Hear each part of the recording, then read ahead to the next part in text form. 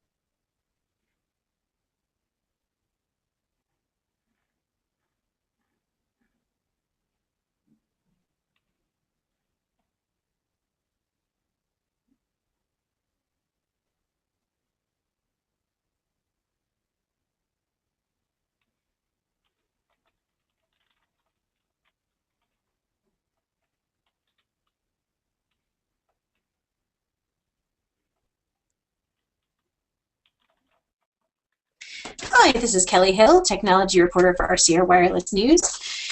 And I'd like to welcome you to our webinar today on telecom analytics, actionable intelligence, technology, and applications. I'm joined today by representatives from CarrierIQ and IDC, and we'll be jumping into this conversation. I'm your moderator today, and we're also joined by Elisabeth Rainge. Is that correct, Elisabeth? Yes, hi, everyone. And who is Research Vice President for the Communication Service Provider Operations for IDC. And we also have Michael Tanner, who's Vice President of Products and Marketing for CarrierIQ. This webinar accompanies a telecom analytics special report that will be available for download on rcrwireless.com. That report looks at how telcos are looking to big data and big data analytics to solve a series of issues across their businesses. It looks at how major vendors are supporting this move along with innovative newcomers, and also takes a look at applications that include all aspects of the telecom business, from the network to customer care to advertising, marketing, and monetization, as well as business intelligence. And I think one of the things that came out of the research for that report was basically that there really is a very broad spectrum of potential applications for big data. One thing that was definitely clear, as I was researching and writing this report, was that big data is nothing new for the telecom industry. This industry has a long data of dealing with very large amounts of data, but big data analytics is kind of a much more sophisticated application of data in terms of the support and the amount and types of data, as well as the systems that need to be in place in order to really make use of it. The industry is still dealing with silos, and there are some mindset challenges as well in terms of how much data companies are comfortable with collecting and how they're comfortable with using that. There are definitely challenges in terms of privacy, in terms of building business cases, and ROI arguments for big data, and the targeted collection of data and analytics. Real time is the trend, that the direction that the industry is moving in, but it's one of the things that was clear was that not everything needs to be real time. There are some constraints on how things are done in the real world, that not everything necessarily needs to be in real time. And then there's the question of how much control are mobile operators willing to give up to machine learning and automation that are at some of the heart of making big data and analytics really automated and built in. So with that, we're going to go ahead and jump in, and I'm going to hand this over to Elisabeth. She is going to talk to us about what CSPs are doing with big data and analytics. Great, thanks, Kelly. And we've only got a short amount of time in this discussion today, so I'll try to keep it focused on what it is that the CSPs, the communication service providers, are doing with big data and analytics. And we know that as context that the communication service providers are continuing to transform. There's a lot of need for transformation from our own perspectives as business people and consumers independently. We hear all kinds of experiences from other people online and in their daily lives. Looking at how the infrastructure and operational systems of the service providers can be optimized is part of what I do every day. And in looking at that, there are some basic key areas of interest, and one of them really with a lot of focus right now is big data and analytics. This year we're having a lot of software-rich initiatives as a kind of front and center topic for service providers around the world. And in the following slide here, I'll just give you a quick snapshot of how IDC, as a large company of over 1,000 analysts globally in country and region in all kinds of topics from gaming to printers to data centers and services, software, hardware, and the like of all different kinds.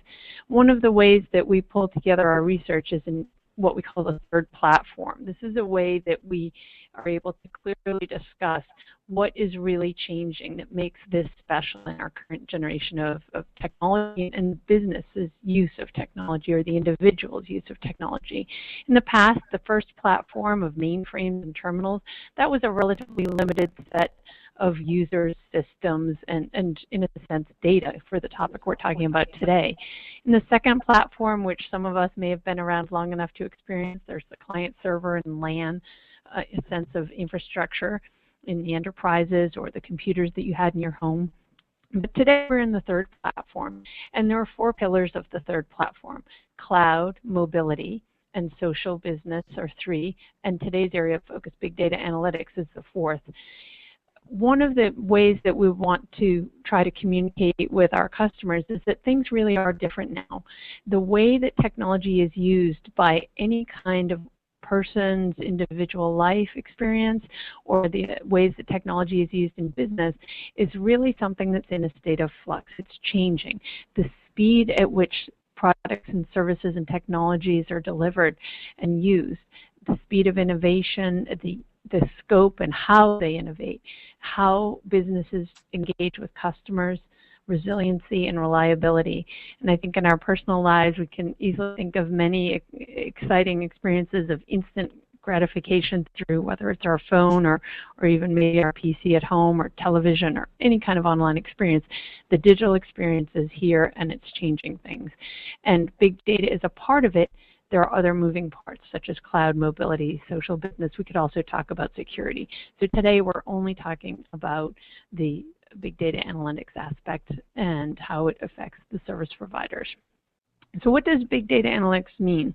Some of the key implications, just in a quick way on slide 3 of the IDC section, are about the shifting behaviors.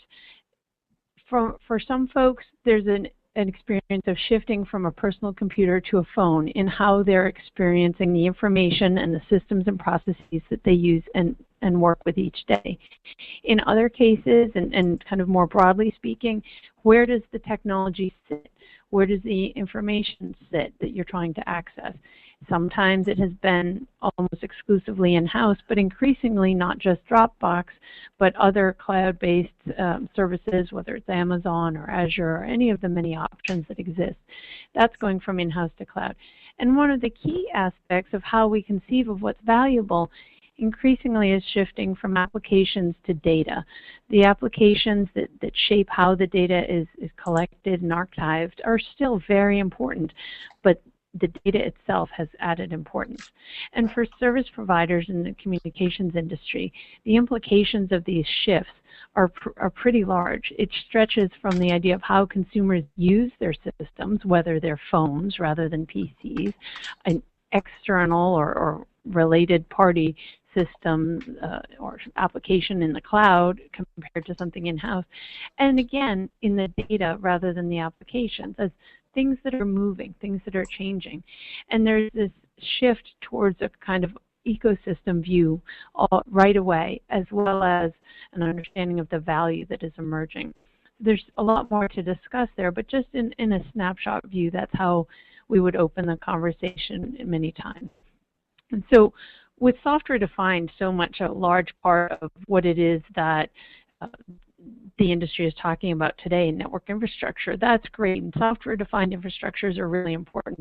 But when it comes to big data, in the following slide, I would say that big data and analytics is software required. This is a place where software expertise and knowing how to manage, use, and process, and really make the most of information requires a lot of expertise in software systems, not just from the collection and the kind of creation point through to how it is handled, and then also how it is leveraged. So one of the ways that we would highlight, and Kelly, I don't know, moving to slide 8 in the deck, one of the ways that we would highlight the importance of understanding the ecosystem, or the value chain, as some people might characterize it, is to talk about the fact, as Kelly indicated, large-scale data and analytics activity in the telecommunications industry is nothing new. There's significant variety of information, there are very large quantities of information, and the need to aggregate that information has been there for a long time, simply to produce bills, also to respond to other questions in terms of how it is that the network should be designed based on the behavior of that network, or in other cases, what it is that the business should do, what kinds of decisions need to be made. The curation, the thoughtful process of pulling that information together is essential. And there are many discussions within the communications industry about the need to understand and anticipate demand, to be ready for New Year's Day, to be ready for Mother's Day, and to have not just the infrastructure, but the services ready and available. And when that is put together through a set of software technologies, a set of software knowledge bases inside the operators, that can lead to the profitability of the organization, that can lead to top-line revenue growth and other such outcomes. So that's just a snapshot on slide 8 of how it is that we would characterize what's going on in the communications industry today. To take it from the high level, and at IDC, big data analytics is a very large area of effort and focus. And on slide 9 of the deck is a quick snapshot of what's new, what's special today that we haven't had before. There are a lot of technologies, a lot of innovations in how people use those technologies. So, for example, we could talk about location-based services as something as a long-term hot topic for mobile infrastructures, or more appropriately, I think we want to also look at the innovations such as Hadoop, the converged infrastructure, machines and sensors, and the Internet of Things. The idea of where the relationships and social influence are coming from and where they're going to. High speed and resilient networking, the elasticity of infrastructure. These are important components. At the same time, the need for the one-to-one personal experience, the need for instant response, real-time and smart outcomes. These all come together to make a small introduction to what's new and what's changed that can help to address the question of where is big data and analytics in the communication service provider today. As shorthand, slide 10 shows the 3 V's. These are terms that are worth using as a way of discussing what's going on: the volume of the data, the velocity of the data, and the variety of the data. And there's certainly ways to talk about the value of the data as well, and a couple other aspects.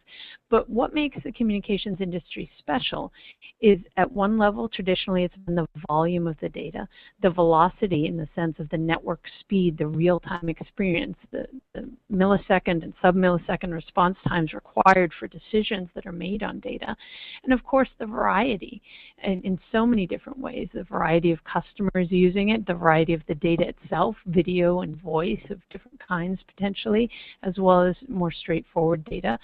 And the applications, of course, are a consideration for many.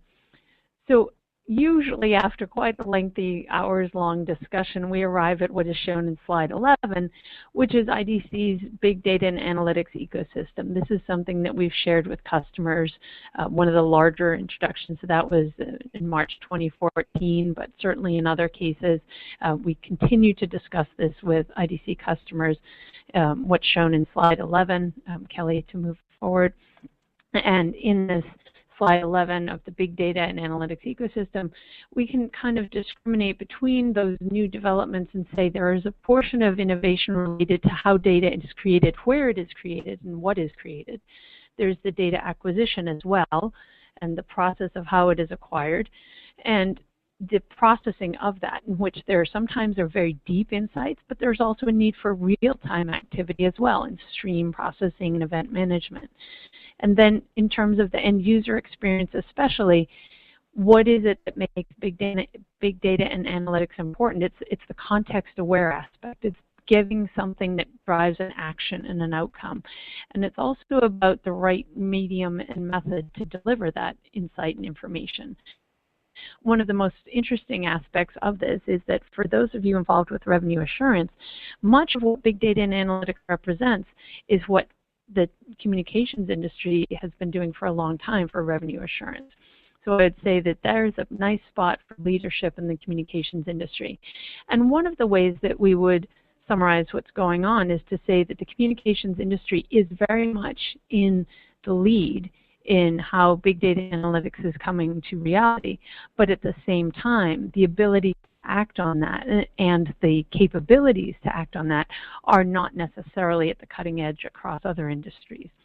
And that's based on some benchmarking work that we've done in the past 18 months and some research we've done across different vertical industries such as retail and healthcare and then telecommunications, or communications would be for this space. Just as a quick snapshot of what this represents too is that in this slide 11 that's so rich, is to give you an understanding, about a third of the organizations that we've talked to talk about the importance to agree on KPIs, to define business requirements, to justify the business case as their top challenges, their top business challenges. And there are a number of other aspects to talk about. For example, 75% of the typical project time and often the budget is tied to things about data integration, data quality, and data security. Governance is a really important part of that when we talk about data security. And those are the broad level views from the IDC perspective of what big data and analytics represents across industries. And as we see many industries turning to communication suppliers to help them execute their business goals and to really serve their own business needs, I think it's important to look at business requirements there. So just as a quick snapshot before I hand it back to Kelly of how we would then classify what's really going on in communication service providers today, there are three things. The operational support that's required is one segment. A second segment is the need to examine customers and to talk about customers as targets for their infrastructure capabilities, the services they can deliver. And third would be the ability to find new revenue streams and make new revenue streams through the knowledge and insights that the communication service providers have collected. So with that, Kelly, if I may, I'd like to try to hand it back to you. Okay, great. Elisabeth, thank you so much. You know what, I think if you guys are interested in continuing the conversation with Elisabeth, there are some ways to do so. And now we're going to hear from Michael Tanner of CarrierIQ. Great, well, thanks very much. So today I'm here with Bruce Lacey, who's our Vice President of Engineering here at CarrierIQ. I'm the Vice President of Marketing and Product. And it's great to be here. We appreciate the chance to talk with you all. Our goal here in the next few minutes is to give you a perspective about what we do and how basically we're able to use device-sourced analytics to provide mobile intelligence to mobile operators who have been our primary target market since we started in 2005. So what we want to do is give you a few examples of the kind of problems that we've been working on with operators, give you a sense for how the content can basically bubble up from the device and do that quickly enough that we can leave some time for QA at the end. But just as a start, so some background. So we were founded in 2005. Our solutions are really focused around mobile intelligence, which to us, and I'll describe the reasons why, means device-sourced information, including a big data platform and then a variety of heuristic and predictive analytics to drive real intelligence that operators can use to provide better services. So if you could advance to the next slide, I'm going to start with the obligatory framing slide, which is just what are the challenges that we're trying to address. You know, at 30,000 feet, as I'm sure you can all attest to, that the number of devices are going up dramatically. The number of classes of devices are going up dramatically. And operators are being faced with some trends that involve commoditization of voice services and the need to roll out new services, in particular video and data services. So the number of devices are going up, the classes of services are going up, and the problem with all of this, if you could click to the animation please, is that all of these things affect the financial performance in terms of capital expenditure for new deployment. They affect the declining ARPUs that they're experiencing, and they affect the ability to break even quickly on new services. But today, the way that operators are able to get information about what the experience of the customer looks like is, for the most part, and I say that for the most part, confined to an inside-out perspective. If you can click one more, please. That inside-out perspective is really using network-based understanding, network-based telematics to understand what's happening, or drive testing to understand what's happening at the side of the mobile consumer. But it provides an incomplete view. It's almost like it's a proxy. So when we started CarrierIQ, the idea was to be able to provide a true experience of what the end customer sees and the experience that they have on the mobile device, and be able to provide that and serve it up in a way that operators can use to make intelligent decisions about their services. So that's the context of what we're doing. If you could advance one slide, please. So basically, what we like to say we're doing is just giving voice to things that move, mobile things, in particular to mobile phones, to tablets, to devices that today are being used for communications, and over the course of time, new classes of devices that are growing tremendously in the market. We've been doing this since 2005. We have about 200 million devices shipped to date, which basically are feeding information to Tier 1 mobile operators. We're doing this in North America, we're doing it in Europe and Asia Pacific. But the foundation of the way that we sort of built this solution is by building a platform that integrates the actual distributed devices with a big data platform, so that we have a measure of control over where the processing happens and a measure of control over where the filtering and aggregation happens. And we think that's really important because simply the size of the problem and the amount of data that's traversing the network is so great that the ability to classify and to control where the processing happens and how the filtering happens, we believe is an important aspect of what's needed. So today we basically process tens of petabytes of data every month on essentially a lot of different devices, about 150 models of phones that are out on the market. And again, it's really through device-sourced information. And if you click to the next slide, I'll just get into a little bit more about how we look at the system and the process, and then some use cases about what customers are doing today. So if you kind of go from the bottom up, right? So I mentioned the idea of sourcing information on the device, and that's from our perspective very important. Today, we can get information from the network. We can get information from network devices. We can get information by having people do drive testing and going out to target areas. But with the approach that we've taken, what we're able to do is passively test through a continuous query process, essentially entire populations of devices, so that unlike just looking from the inside out, we can get a measure of where the devices are, what networks they're on, what the performance characteristics of each individual device are, down to the level of battery and radio performance, application drains, things that are pretty detailed at the device level, almost to the point where if you go to the highest end part of that solution, the device itself becomes kind of an external in-facing probe. And that, as it turns out, gives the ability to come up with lots and lots of very, very important information that the mobile operator can't otherwise easily obtain. Once that filtering happens, then it rolls through predictive analytics and heuristic analytics systems to create a number of different solutions and use cases.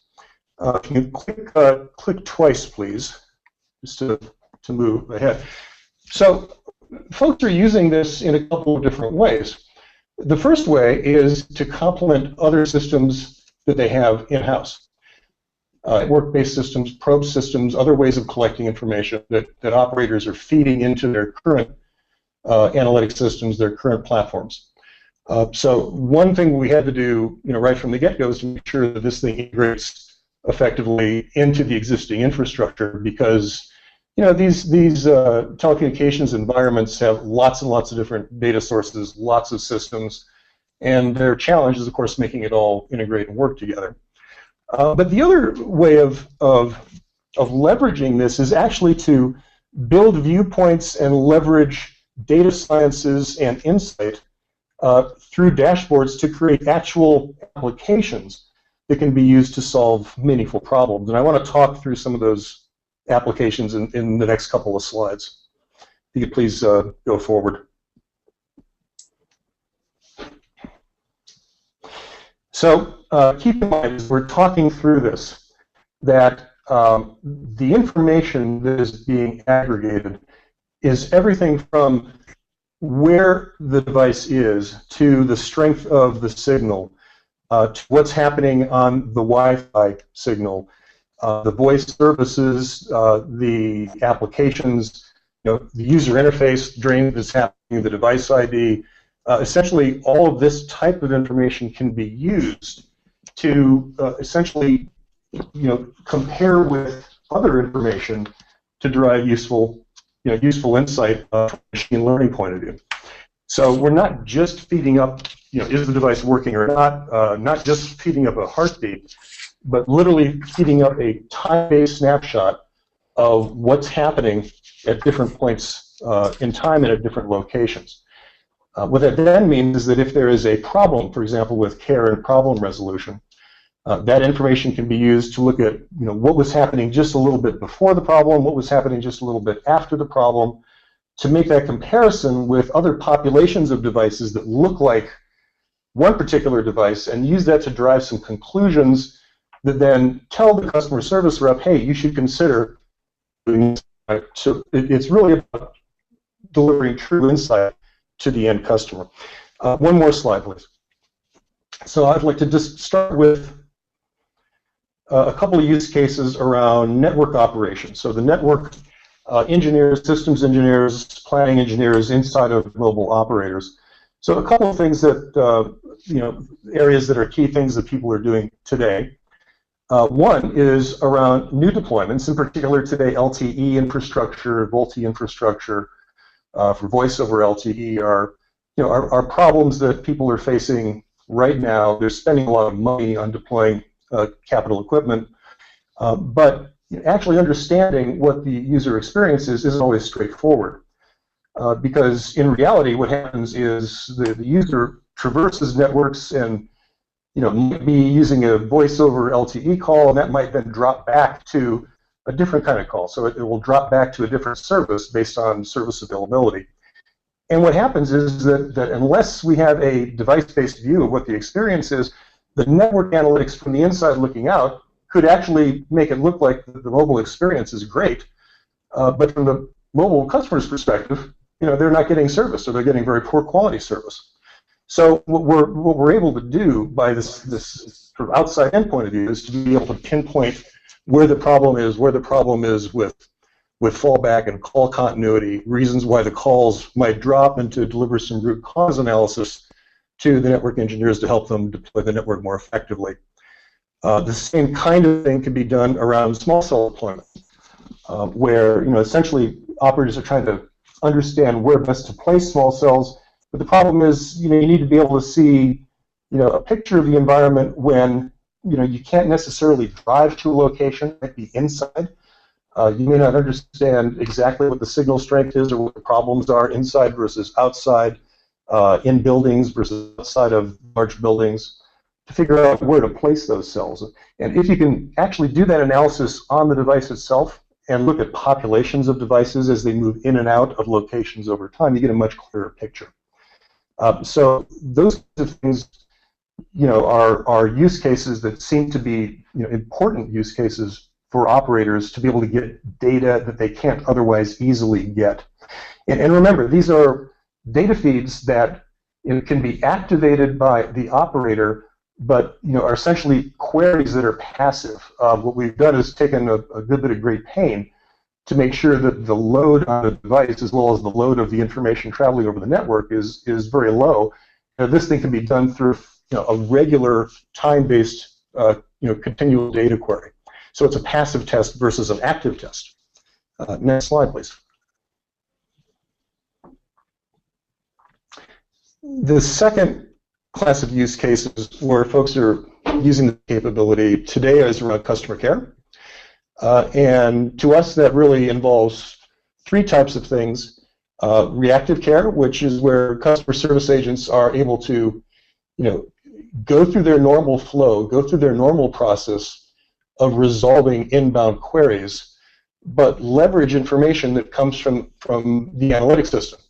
So in their inbound query, if there's information available on a particular customer that has essentially data that's fed into the big data system, then what happens is it pulls up that information, and again with time slice view, and says, not only what the customer was doing before and after, but what the characteristics of the device looks like, and most importantly, then goes back in and analyzes other similar kinds of devices, and through machine learning makes some recommendations on what you should do. So we've seen that that capability can just reduce call times by a chunk, by 25–30% on just call resolution. So that's fairly important because we know that mobile operators have the idea of customer experience improvement as a very high care about, but we also know that quantifying what that really means is not very well understood today. So what we're trying to do there is to help them quantify that by actual customer experience metrics and also call resolution times. The second use case is what we call proactive care. That's a similar kind of thing using the similar kind of data, except that the idea is to analyze populations and understand the likelihood of errors to be able to find out, how you might solve those problems in advance, and to feed that information into existing systems that would notify customers and give them the option of making changes before it becomes a problem.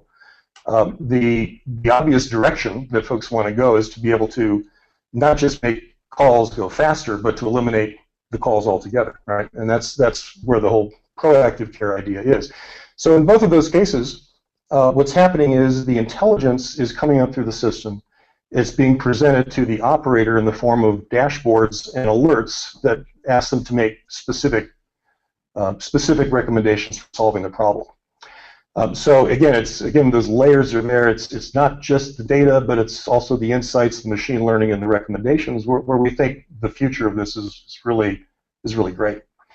And the last point I'll just mention, although it's a more of a future direction, is the self-care idea, which is the fact that research has been showing that customers would really like to solve problems themselves if it could be done quickly and easily.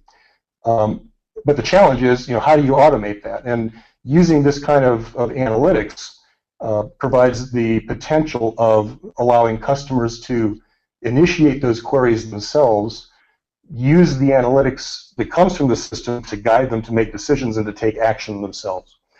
In which case, of course, it drops the call response required altogether by the operator. I think the reality is that we're far away from that, but it's certainly directionally where the technology will allow us to go. Okay, and then one last use case I'll just mention, if you could flip the slide, is not so much about network utilization, but about new product and service design. So, for example, one of the things that we put into place is something we call the Muse, or an index about how the mobile user is experiencing their overall service. Again, from the actual device perspective. And the way that we've been able to use that with operators is to essentially classify that experience at locations as consumers move in and out. So instead of finding out what the consumer is doing and tracking the consumer, we're looking at the network infrastructure, the location, inside or outside, and then putting together heat maps that basically show what that experience looks like over time. As it turns out, that is pretty useful information for designing a lot of different things, including ways that they might segment services, ways that they might treat, offload onto Wi-Fi or offload onto different networks. So, those kinds of applications are things that will help in the product design perspective, as well as, because we're on the device, being able to actively ask questions on the device. If there's a problem, what did you experience? Did this resolve your problem? If there is a particular area where the service is not what it should be, to be able to ask them a question about that, and then use that information to drive additional insight that can go into the overall statistical mix to drive a conclusion. So, so that's a quick summary. I've tried to do it, as quickly as I can, and to give you a perspective on how we look at the problem, the kinds of things that we're seeing customers care about, and in particular on how device analytics, from our perspective, is really a valuable added way of looking at the network. If you just go to the final slide.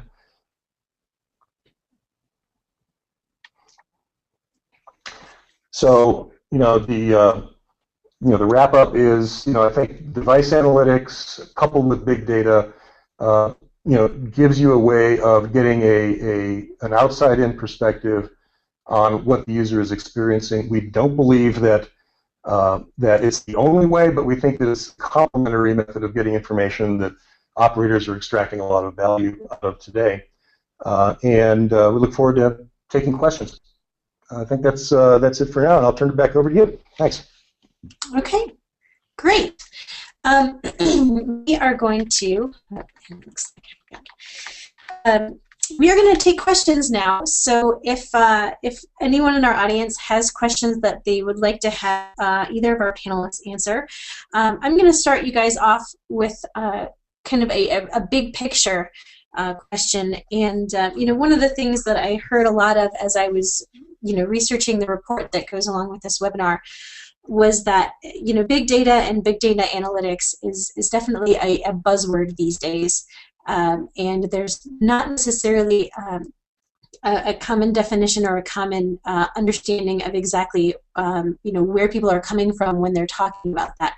So I would just want to start off with asking each of you, how would you define or differentiate between big data and analytics? Elisabeth, maybe we can start with you.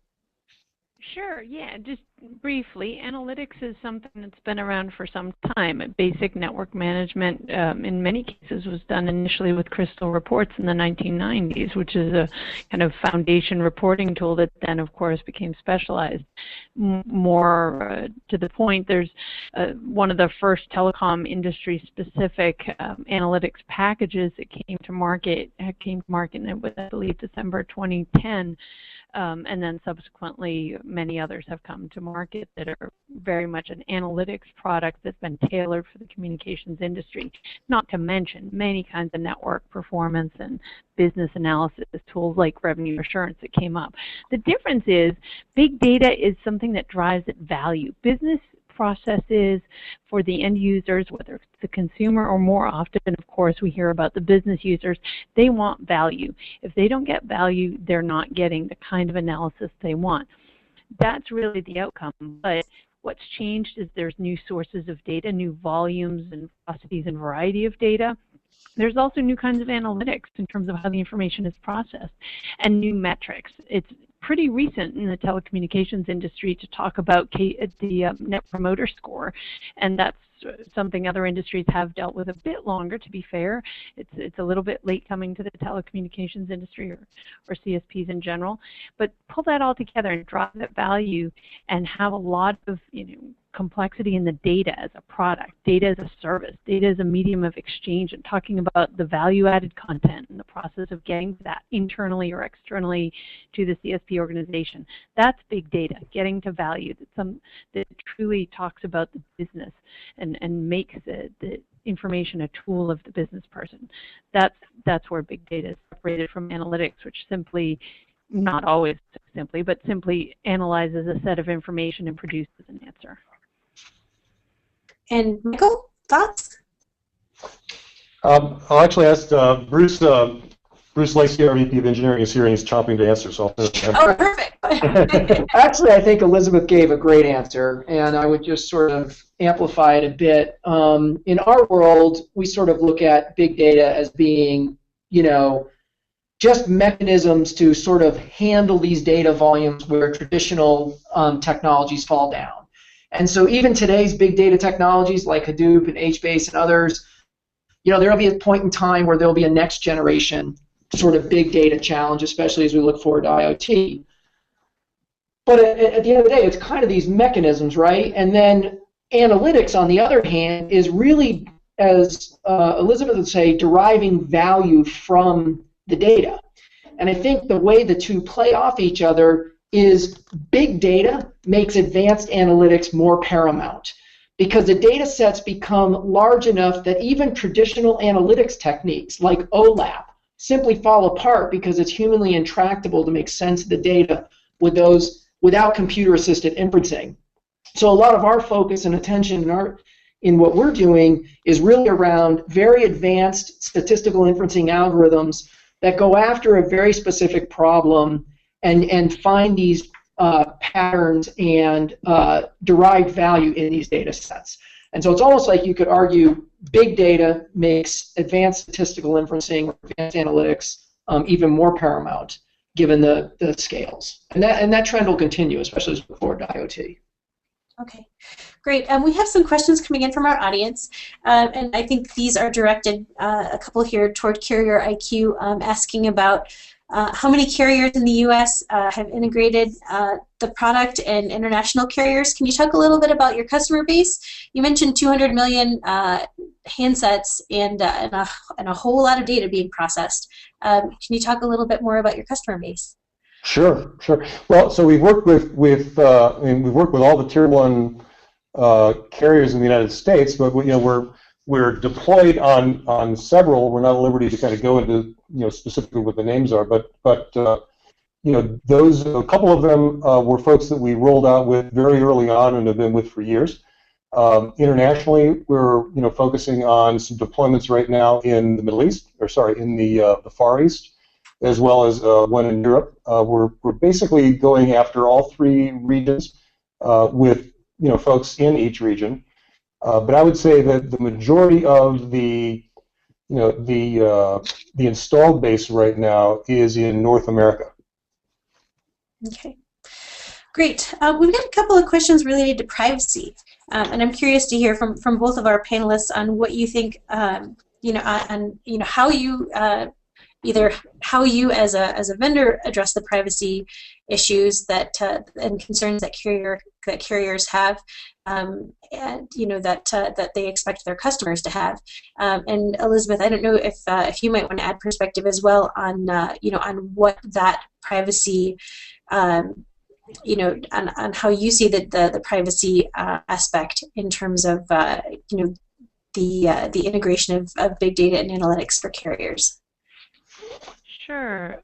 One of the things that I would point out, my view is global. So the U.S. is certainly a part of it, but there are many other countries and regions beyond the U.S., to say the least. And the cultural understanding and expectation of privacy varies in important ways.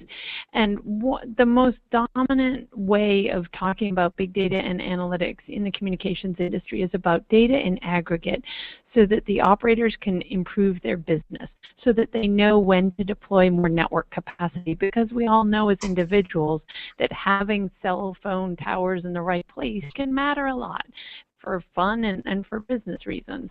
And at the same time, the other kinds of capacity that are needed in the backbone and the call center capabilities and being prepared for what it is that the call center agent needs to know. There's so much about big data and analytics that is happening and going on without any major infringement of privacy that I would take in the sense that I've heard it from many people who are concerned about it.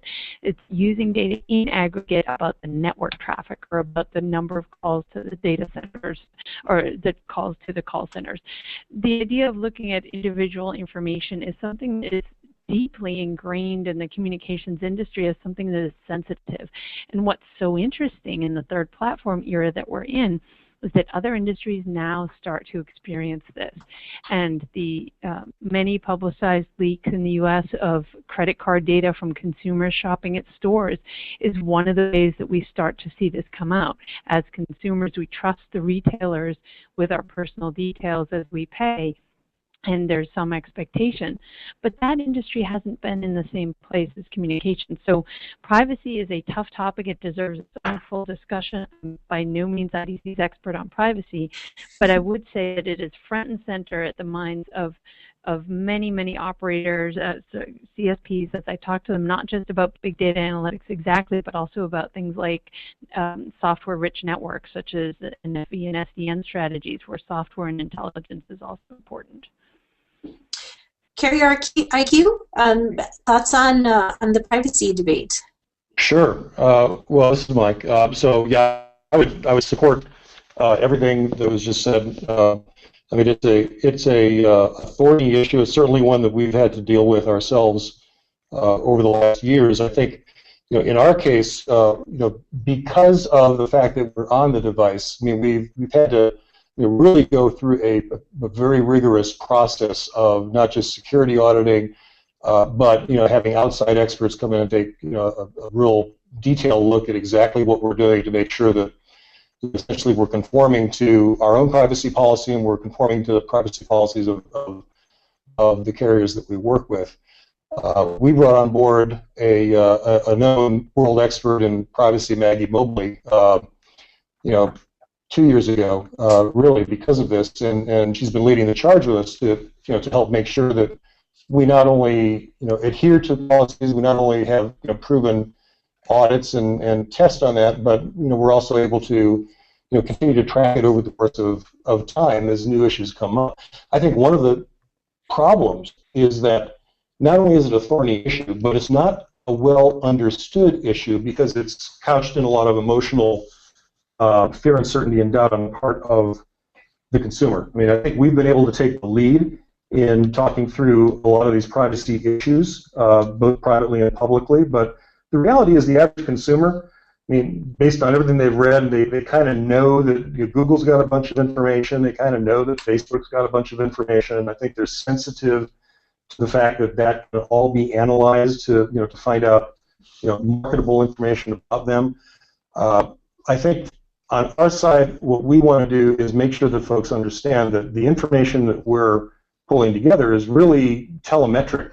It's telemetry about devices, and it's about populations of information that can be used, and in fact are used by operators to make the experience better. It's not so much about mining about what Joe or Mary is doing in order to sell something to them. It's really more about making sure that Joe's mobile phone works when he goes between different networks and is trying to get a signal. That's something that takes a bit of technical discussion, and it doesn't always come through in the voice of the crowd. But it's, I think, a thorny issue that we're all going to have to deal with.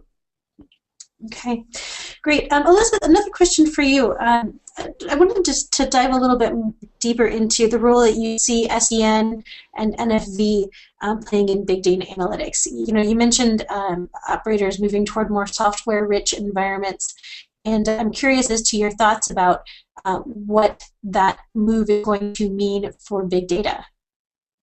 Sure, yeah. It's very interesting to the extent that the communications industry, which is sometimes perceived as an industry of very large companies with a relatively slower ability to react to what consumers want and their needs and requests and desires, that software defined is potentially a very key means of getting better and improving their speed of response in how and what they do for their customers. So that's what's exciting about it. And how it relates to big data analytics, to be honest, it's not hugely direct, but it is about the innovations in computing. Because what we've seen in past decades, the 90s and the 2000s, especially with many of the different cycles in innovation, is we saw a lot of innovation in how networks were built and how services could be created from the supplier side.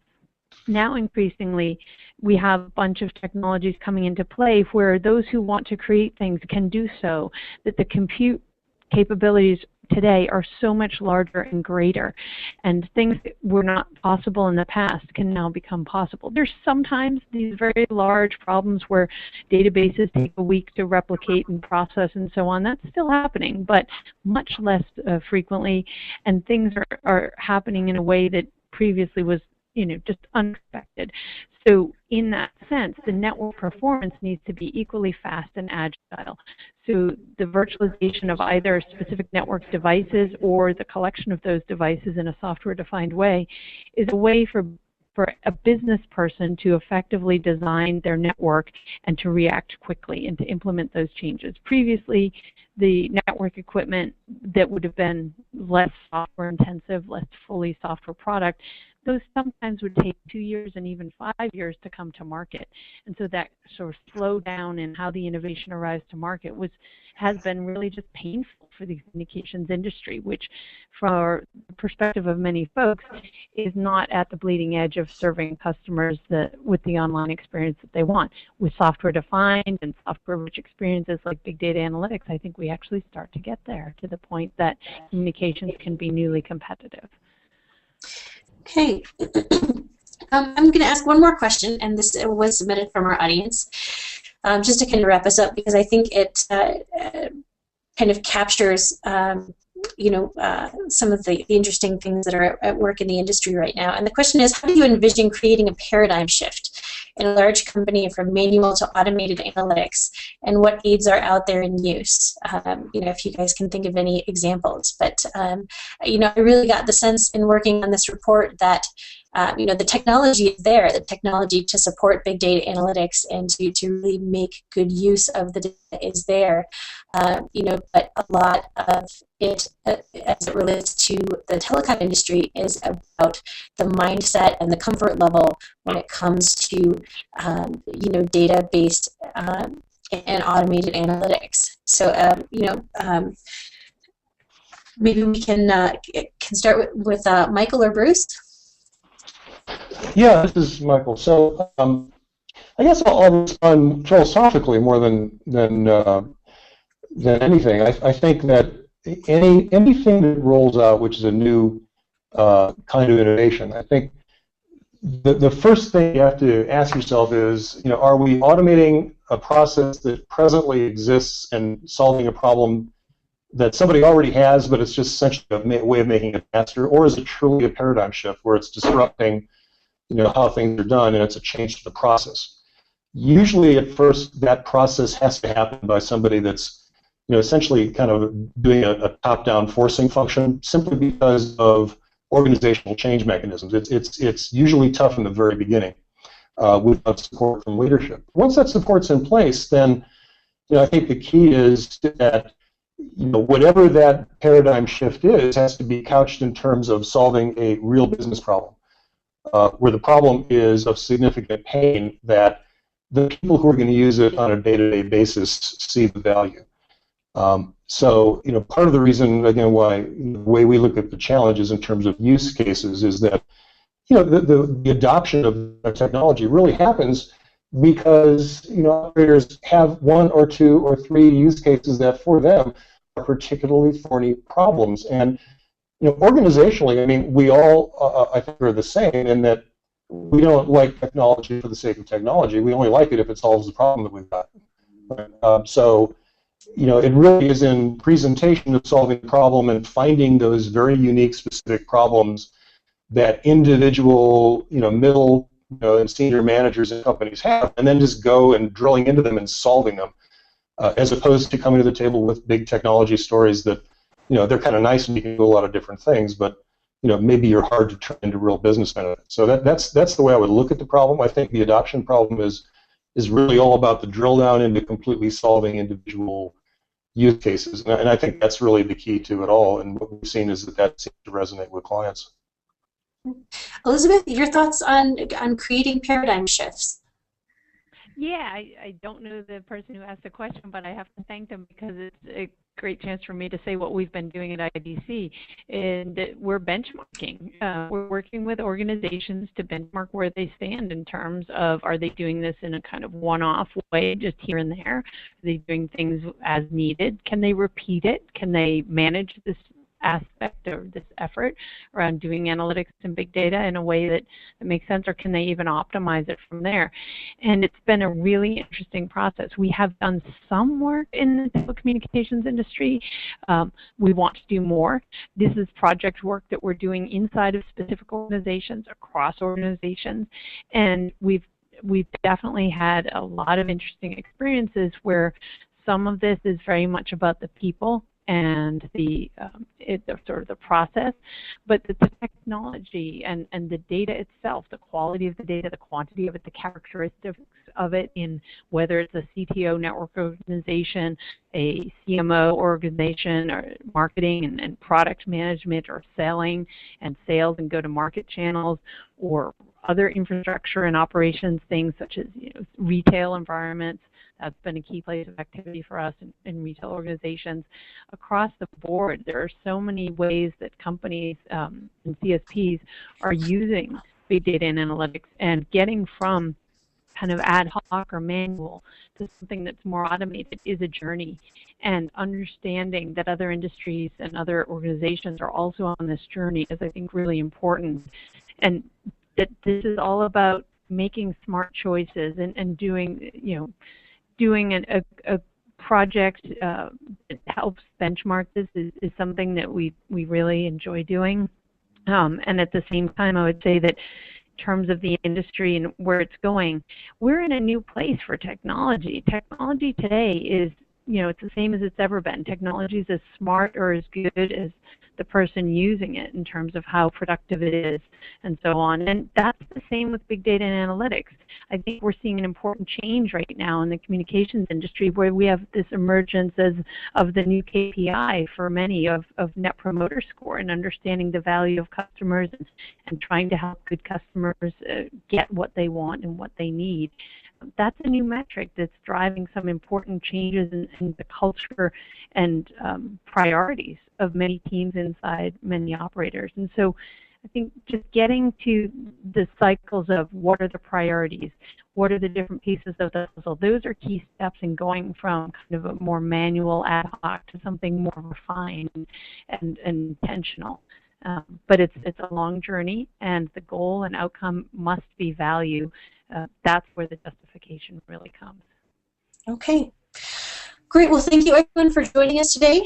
The report will be able to be downloaded from rcrwireless.com by tomorrow morning at the latest. Michael, Bruce, Elisabeth, thank you so much for your time today. And audience, thank you so much for spending this time with us. Thank you. Thanks.